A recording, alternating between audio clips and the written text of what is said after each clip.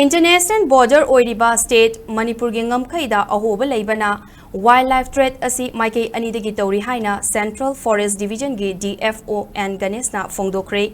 Ngasi Serenity Trust amadi Pangolin Crisis Fund na sponsor tawduna Wildlife Trust of India na Forest Department amadi Manipur Police Department aniga khutsam naduna Indian Wildlife Law gi matangda nongmagi oiba training program ama pangthokre. Manipuri da Leiba Forest Office Complex ki auditorium da pangthokiba training program aduda resource person oiriba High Court of Delhi gi advocate Lovis Sharma Wildlife Trust of India Wildlife Crime Control Division gi field officer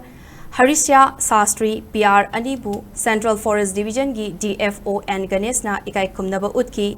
N Ganesh na training program asiga mari lainana fongdokibada Manipur Forest Department Manipur Police amadi Central Force singna Wildlife Law gi matangda pangthokliba training asina Forest ki front line amasung police staff singda ahenba loksing piragani training asi maru oina Manipur degi amadi mapal leibak degi lana ain gi wangmada wildlife threat tauba mayoknana ba midyeng thamli fongdoki training asida wildlife threat haibasi karamna taui kari bu threat taubagi haibagi matangda khangmangam lagani ngasi ki training program asi maru oina wildlife ki enforcement gi matangda khananai nagani Police Department, Forest Department amadi Central Force Agency singna border crossing torokpa lamlaki sa ujek sing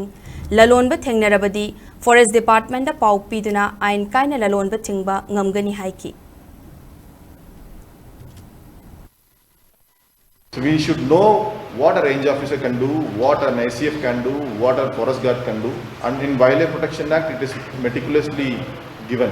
So today's training program we will focus much on enforcement of wildlife. The enforcement of